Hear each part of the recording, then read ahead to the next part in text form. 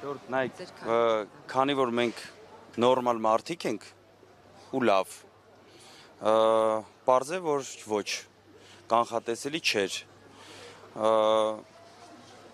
ամեն ինչից անկախ 2 ամսով երկարաձգել,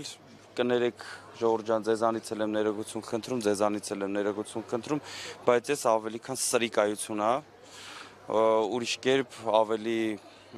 ցենզով չեմ կարող արտահայտվել, այս նողկալի գործողություններ ա ուղղակի, ես իրենց ասում եմ, որ այս հեշտ չեն մարսելու,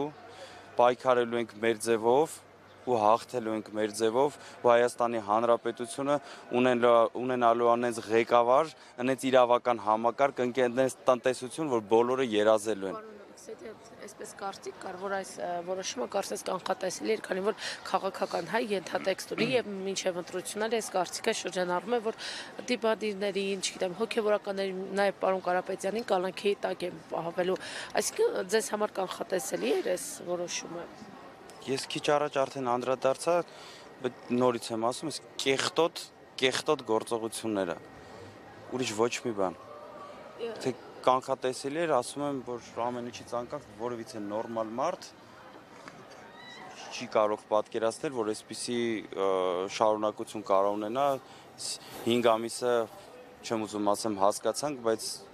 ամեն ինչ գնաց, այս գործերի, այս փուչ դատարկ այս գործերի, այս ջուր ծեծոցու շրջանակներում